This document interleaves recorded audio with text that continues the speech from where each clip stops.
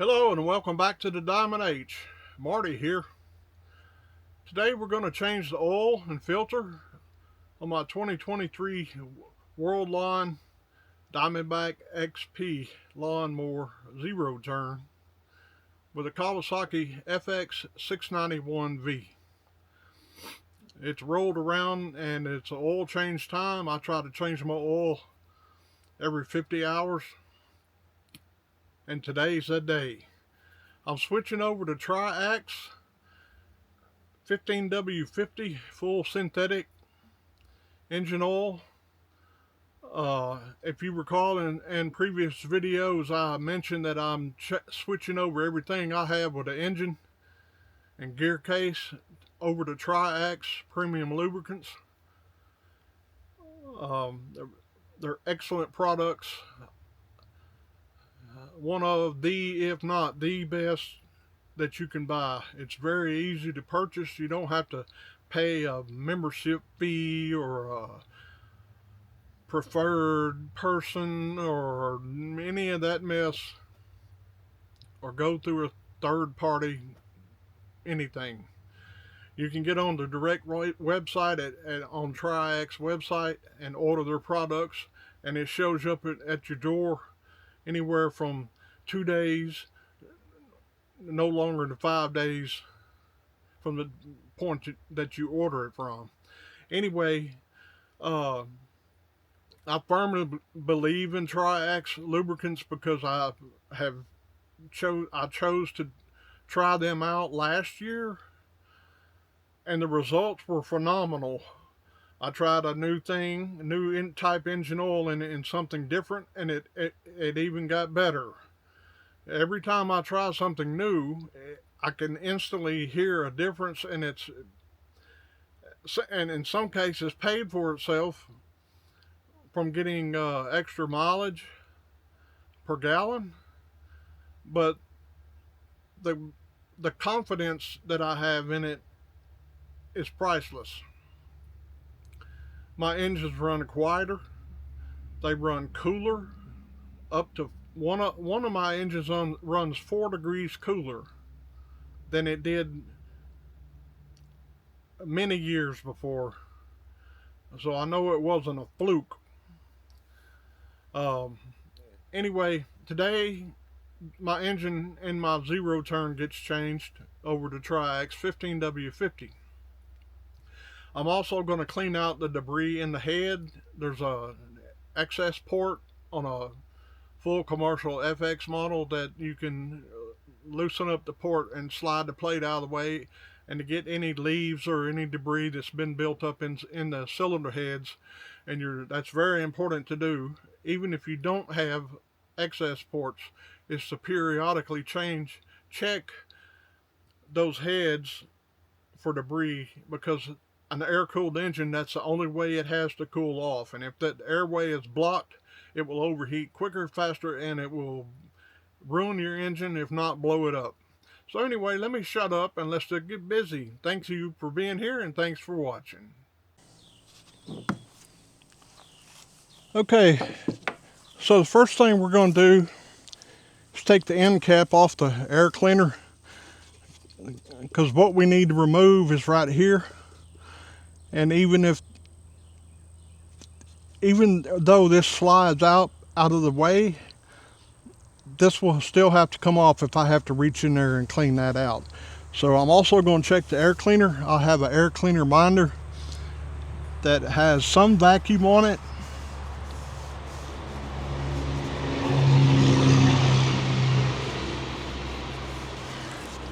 And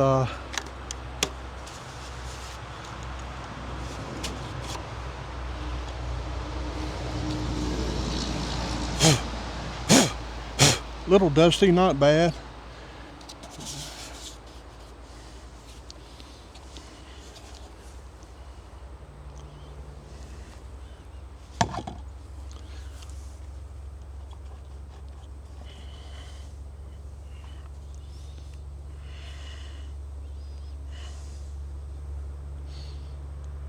Still very clean for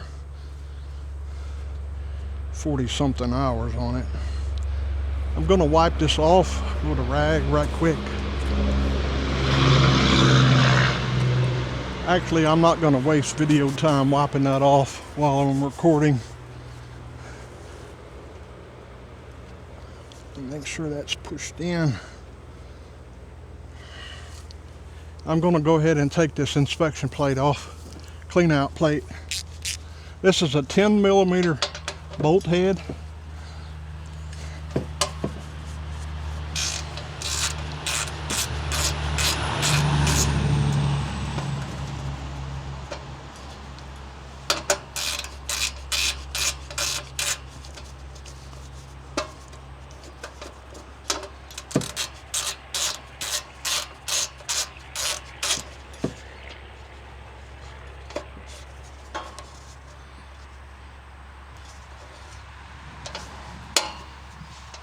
That doesn't want to cooperate.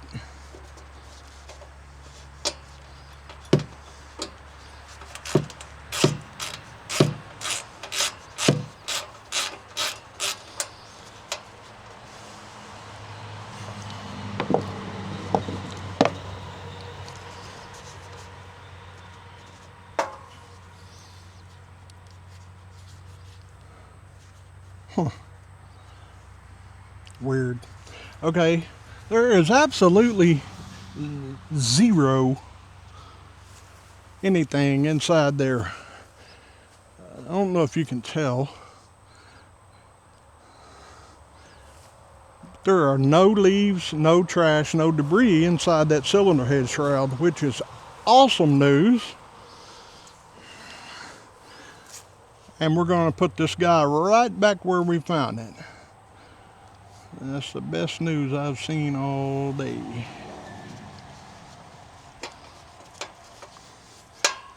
I see what I did wrong. I should have loosened this bolt and pulled it out this way. That's the way it comes out. I got so many pieces of equipment I take care of, and I don't do this every day, so I tend to forget. My short-term memory is terrible anyway, but whatever. Hopefully that other side will look like this side. Snug that up.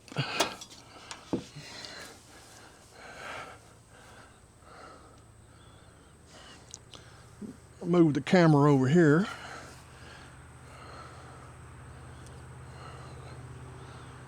So you can see this side.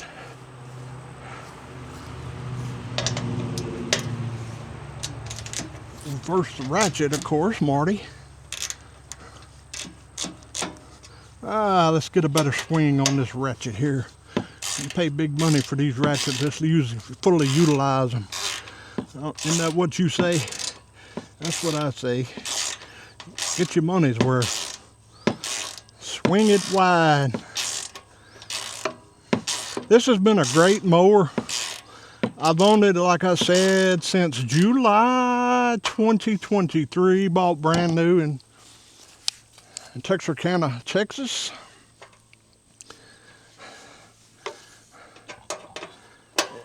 The only thing I have done to this mower is periodic maintenance.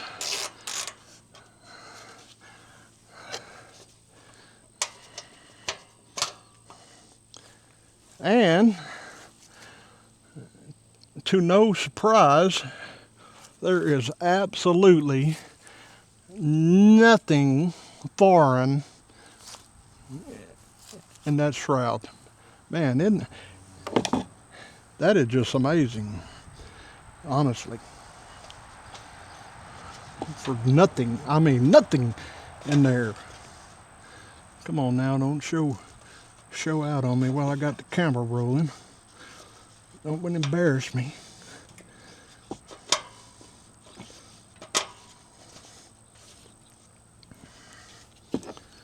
Reverse the ratchet. Get this started.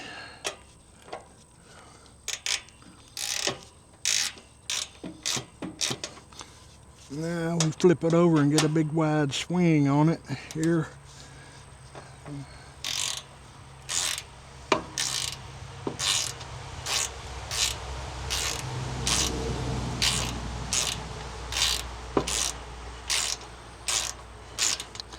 Now,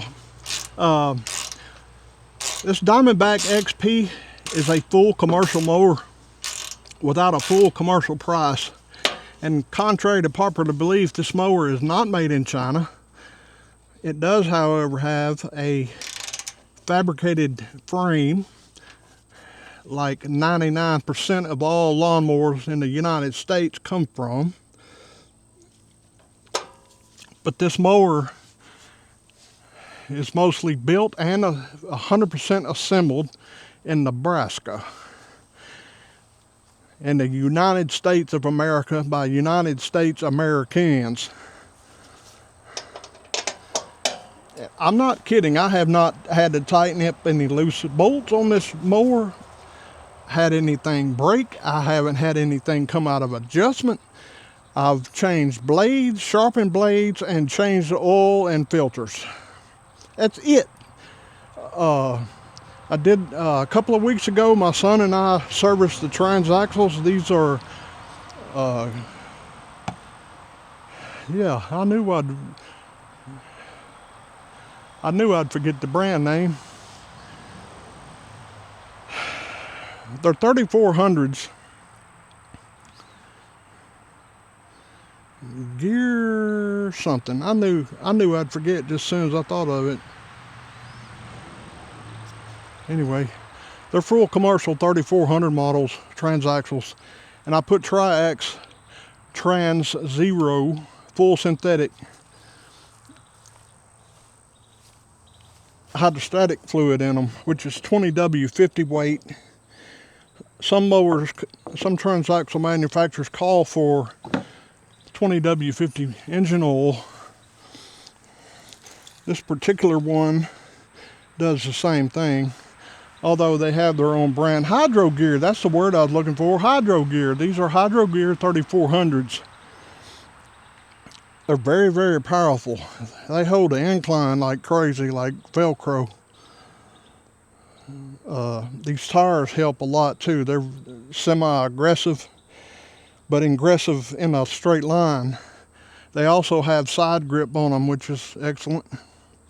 But I have been thoroughly happy with this lawnmower. Today, as I always do, I'm going to extract the oil from this engine and not open up the drain valve. I have done this enough to know that I'm getting all the oil out and all the trash.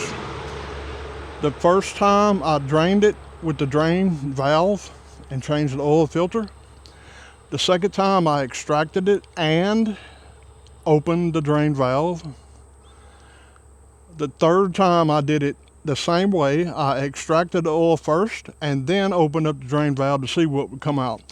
The first two times that I extracted it and opened up the drain valve, absolutely hardly anything. I shouldn't say absolutely, because I got a half a teaspoon, mind you, of residual oil. But it took 20 minutes for that to drip out, that little bitty half teaspoon. Now, if you get sideways over a half a teaspoon being left in there, I can't help you. Okay, that's between you and your motor oil, engine oil. But I also have my mower tilted. It's on a slightly incline right in front of my shop. But I also put a 2x6 underneath the left wheel that raises the left side and lowers the right side where the dipstick is, and that's where the extraction tube is going to go. So let me get the air filter wiped down and placed back in its box and wipe that around and get that secure, and then I'll be back with the extractor and we'll pull the fluid out of this bad Johnson here.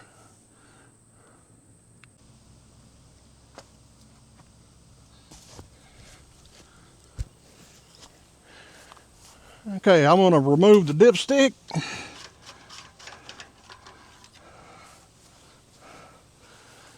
Wipe this off so it doesn't drip on anything while that's sitting here idling.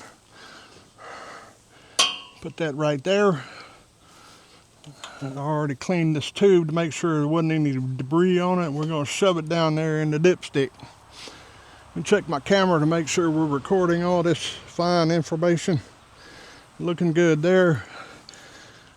I'm gonna hold this and I'm gonna start the pump.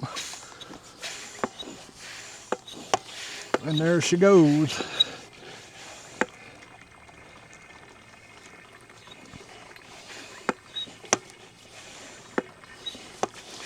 It doesn't take long at all to extract this fluid. You get about 5 pumps and it will siphon itself to the bottom. Once we reach the bottom, I will maneuver this into this dipstick tube around. You see that air and oil coming out? That was from the first 5 pumps. It's still got a suction on it. I'm gonna give it a couple more pumps, keep that flow going.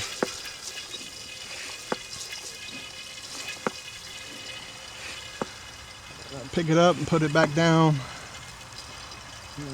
Reposition it down there.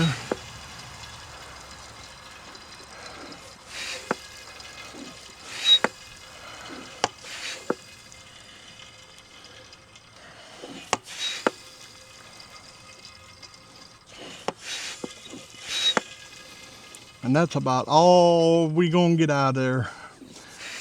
And that's about all that's left in there because it's leaning. The engine is totally leaning towards the dipstick tube. I can't take you in there with me, but if I were to shine a flashlight in there, you would see bare aluminum at the bottom of the crankcase. I'm telling you, there's virtually zero oil left in there. If I walked away for an hour and came back, I may have a half teaspoon laying down there in that corner. But I'm not even sure I could suck that up. I can't get anything else in it. It's just gone. Just like the plan. Okay.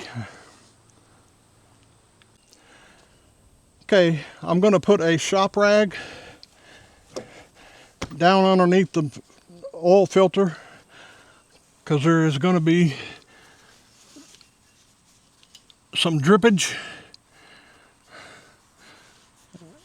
and I usually have to clean up my mess afterwards.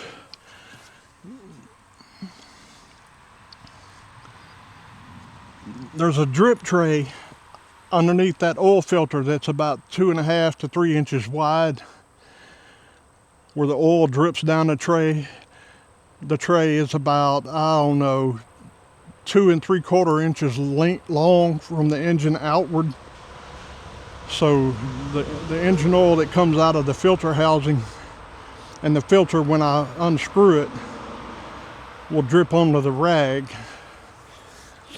I'm gonna try to do this with my hand. I'm probably gonna have to put a wrench on there. Yeah, I can't put my grip strength at 57 years old is not what it used to be.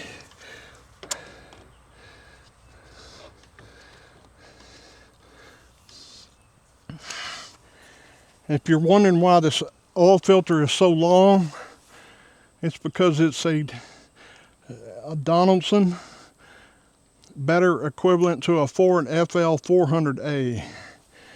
The 400A, FL 400A has the same specifications as the stock Kawasaki as far as gallons per minute flow and the bypass valve pressure, PSI. This one has an 8 PSI bypass, and I never worry about a bypass pressure on an oil filter because I don't let my equipment go that long. If something were to clog up my oil filter on anything I own, we had a catastrophic failure somewhere because it certainly wasn't neglect or hours of neglecting changing the oil on time. That's not happening on the Diamond H, okay? As long as I'm breathing and walking. Anyway, this is a long filter that has more volume, and more volume means cooler oil. And this camera is right in the way.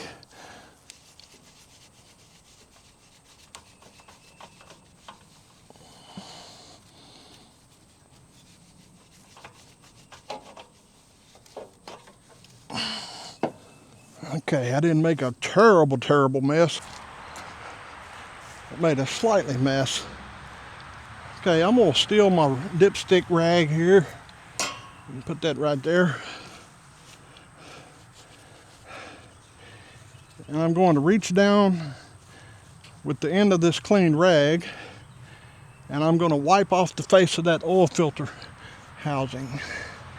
Make sure that's clean. I also am making sure that old gasket, when I pulled it off, first thing I looked at was to make sure the old gasket was still attached to the old filter and that there's nothing on the face of this oil filter plate, and it's not. So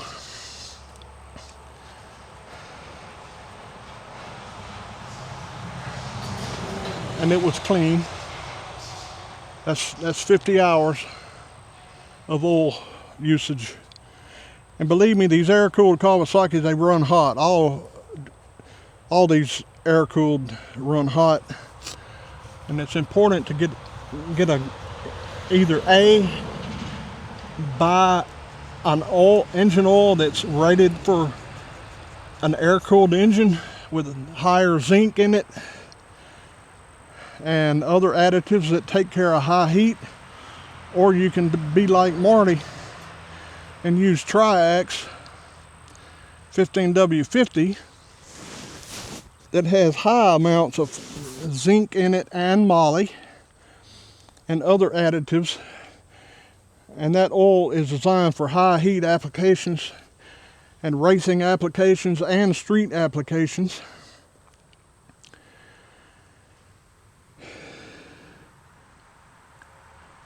Out of breath.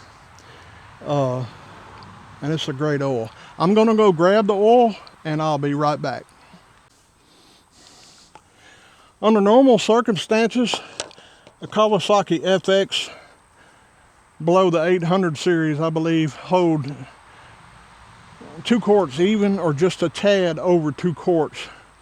Now, being that I use a longer oil filter, I have to take up for that. I have to compensate for that extra volume. So this one holds roughly 2 1/4 quarts of oil. This is the oil that I'm using. This is an older label. TRIAX Synergy SVL 15W50. High moly, high zinc, high HTHS. I can't talk. It's awesome. Extreme protection synthetic engine oil for modified high performance gasoline, including pushrod and flat tappet engines. And normally when you see flat tappet engines, or in some cases racing applications, you know that it's good for an air-cooled engine. It has extreme shear resistance, excellent thermal stability in high engine heat output conditions. It's just awesome stuff, I'm telling you.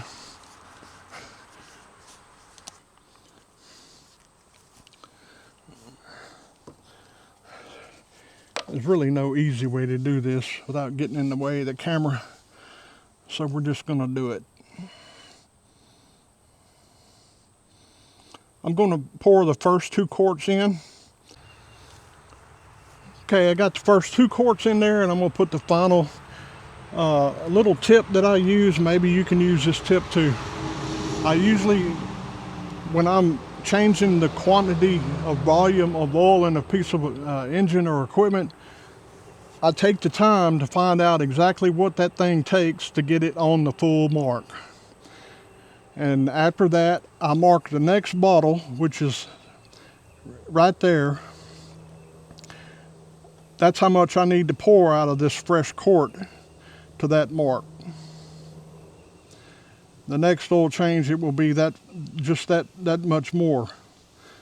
But it's basically 2 1/4 quarts of engine oil. I've got the new oil filter on there.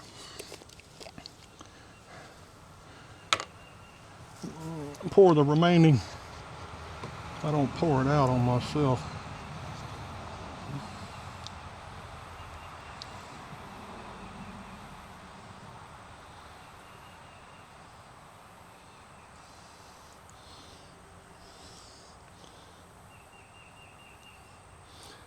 I like to do that just so I don't have to guess a lot.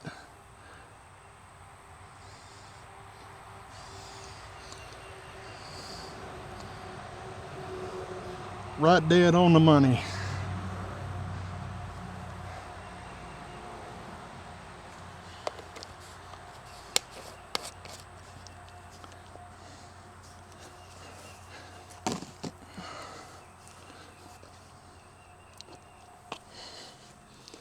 Put this over here out of the way so it'll drain without harming anybody.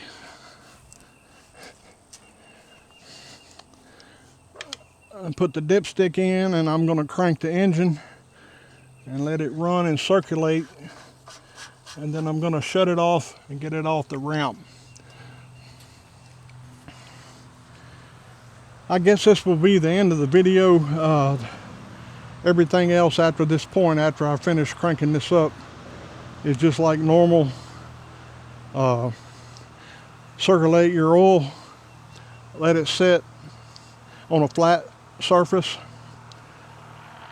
and then check your level and adjust from there if you don't know exactly how much it holds.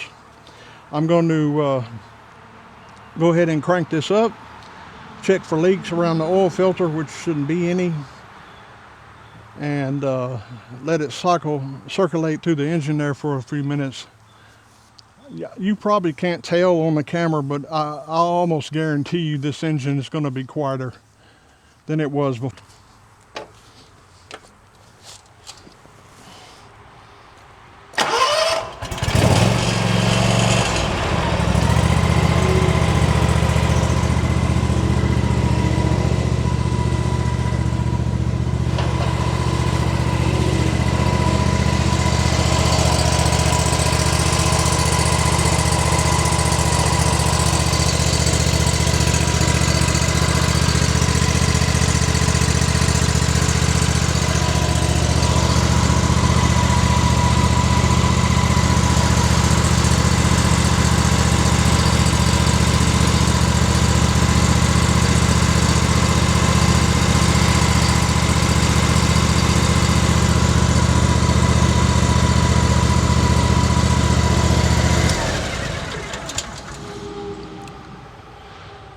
Have 0 leaks, which is good and expected. So I'm going to end the video here because the rest of this is just going to be normal stuff, getting it off the board, driving it up to a flat spot, checking the oil levels after it sits a little while. Anyway, what we did today was kind of boring to a lot of people. Some people haven't ever changed their oil before, so maybe it helped somebody.